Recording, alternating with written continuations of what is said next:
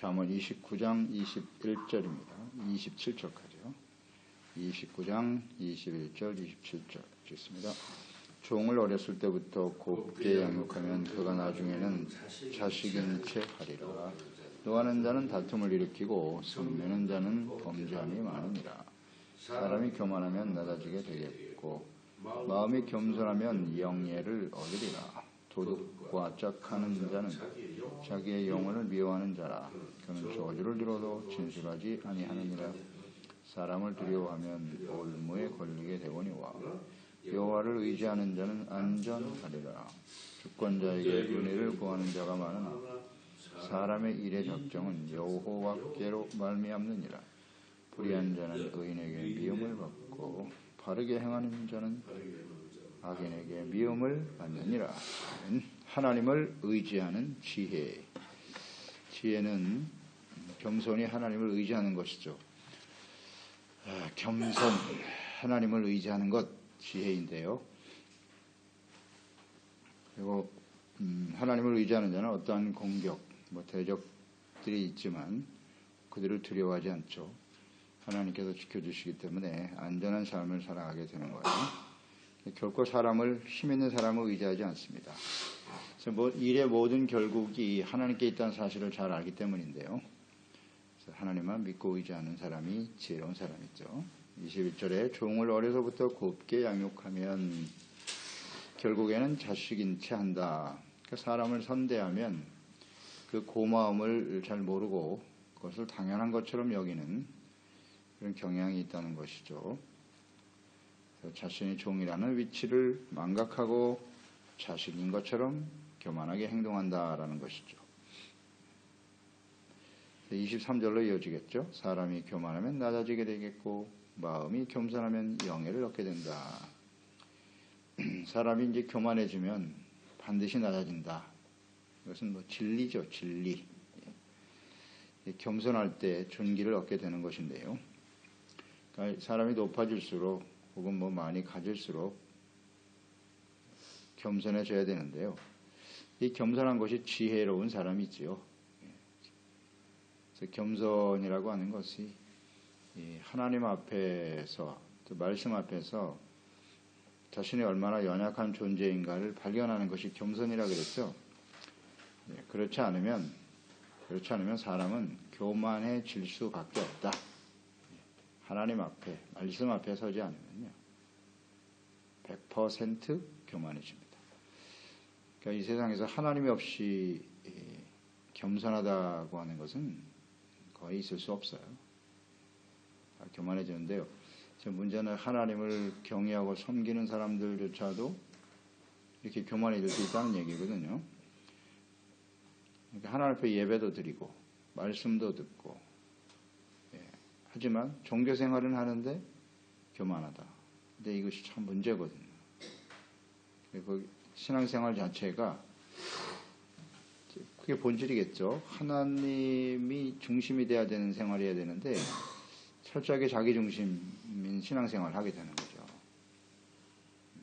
그러니까 교만해지는 거예요. 이것은 정말 심각한 문제예요.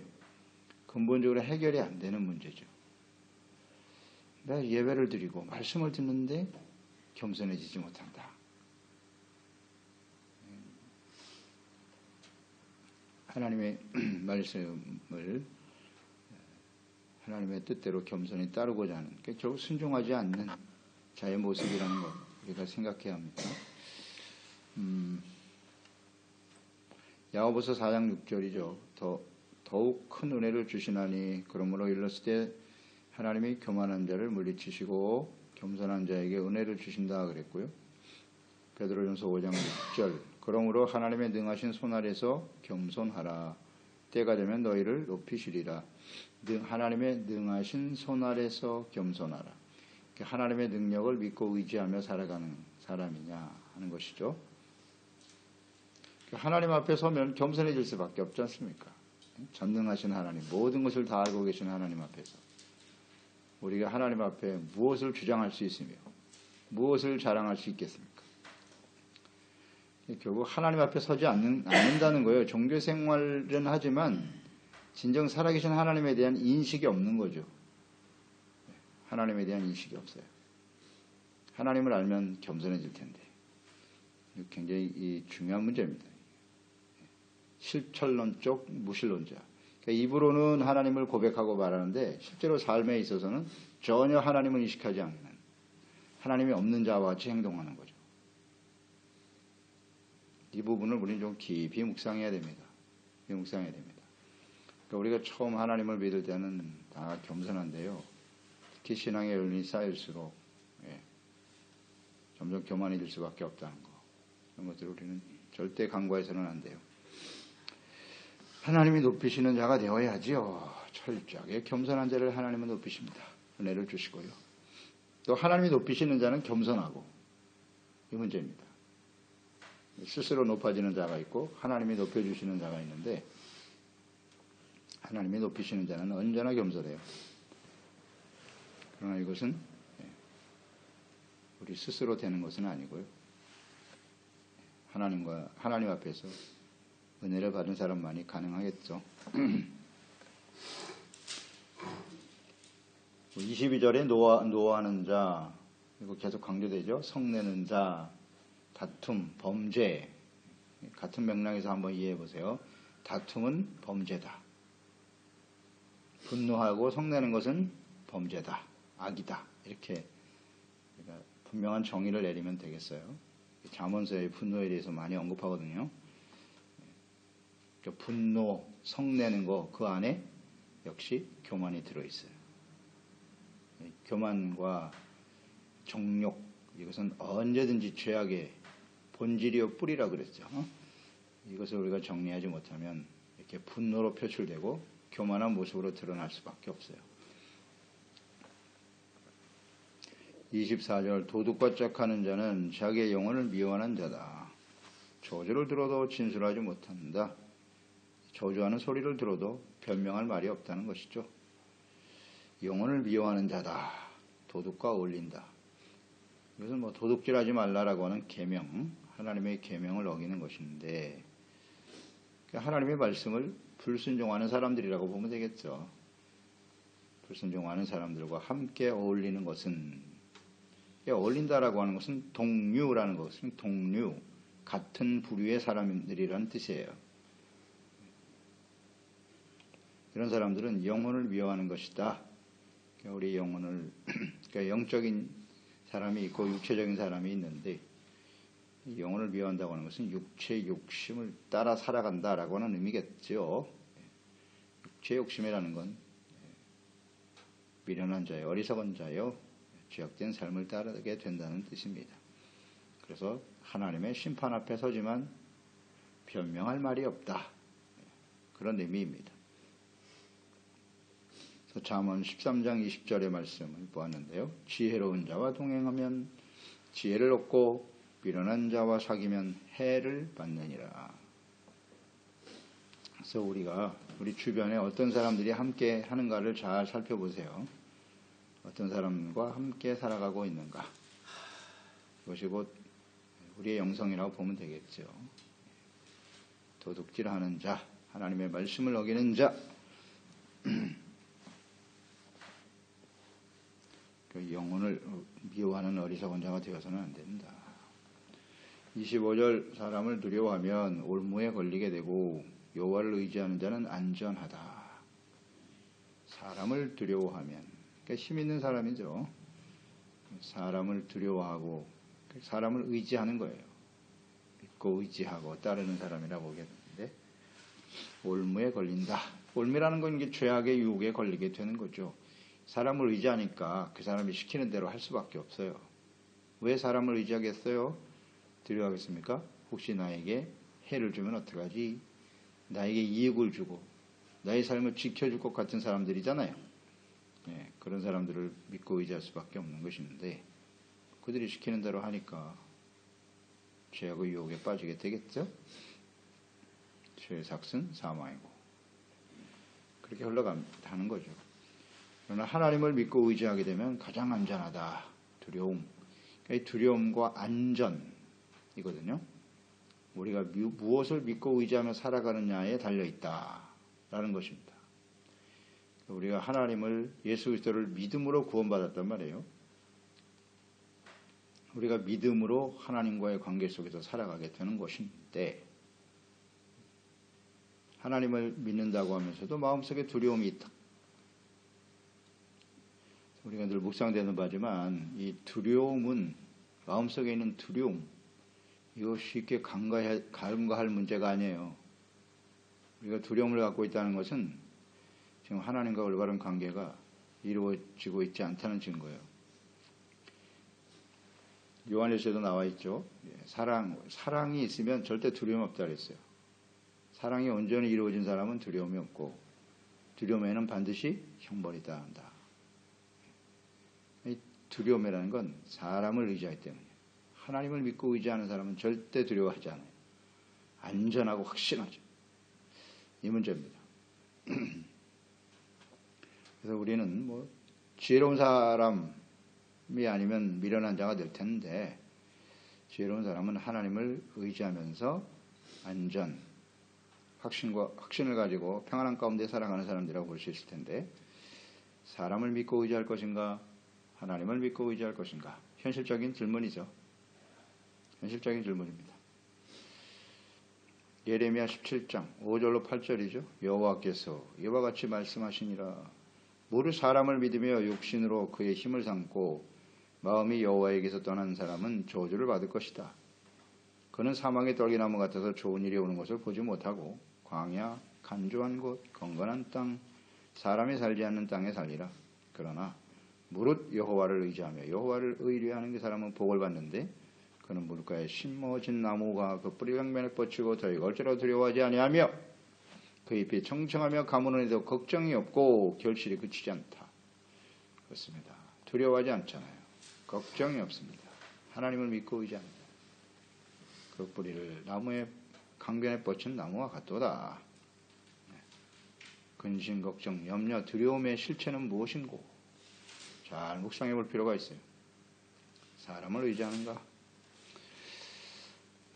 그 사람 중에는 아마 자기 자신이 많은 부분을 차지하겠죠. 자기 자신을 의지하는 것도 사람을 의지하는 거니까요. 그런 부분을 묵상할 필요가 있어요. 그건 교만과 통할 것이고 교만한 사람은 뭐 대단히 힘이 있는 것처럼 보이지만요. 사실은 그렇지 않아요. 굉장히 허약하죠. 기반 자체가 굉장히 허약합니다. 교만한 사람들은 하나님을 믿고 의지하는 사람은 절대 교만할 수 없거든요. 자기 자신의 능력과 뭔가 사람들을 의지하는 사람일 텐데 시련이 다가오면 두려움에 떨어질 수밖에 없다. 또 시편 118편 6절로 9절에도 나와 있죠. 여호와는 내 편이시라. 내가 두려워하지 아니하리니. 두려움이 계속 강조되죠. 사람이 내게 어찌할까?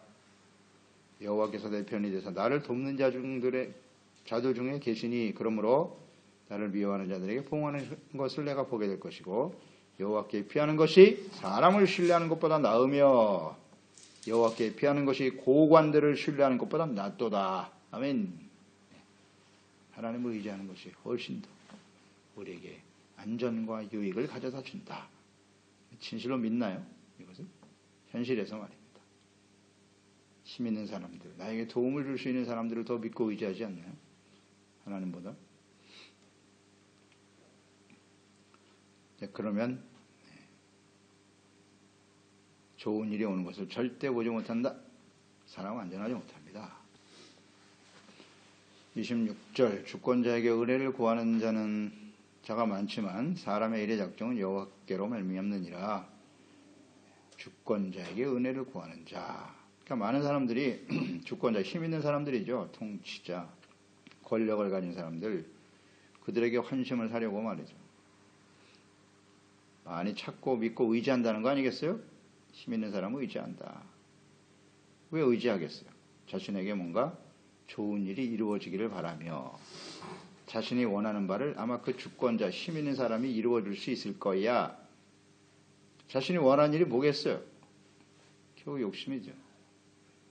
그것을 이루기 위해서 힘 있는 사람들을 쫓아다니는데 그 모든 일의 작정은 누가 하시느냐? 여호와께 있다. 하나님이 이루어주시는 거지 힘 있는 사람이 이루어주는 게 아니라는 거죠. 이것을 아느냐 모르느냐. 물론 사람들과의 관계가 필요하죠. 우리가 혼자 살아갈 수는 없는 삶이기 때문에.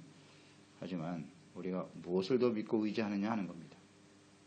나의 주어진 날들 속에서 우리의 인생의 흥망성쇠를 온전히 성취하시는 분이 누구냐? 하나님이시냐? 사람이냐? 혹은 자기 자신이냐? 이 문제예요.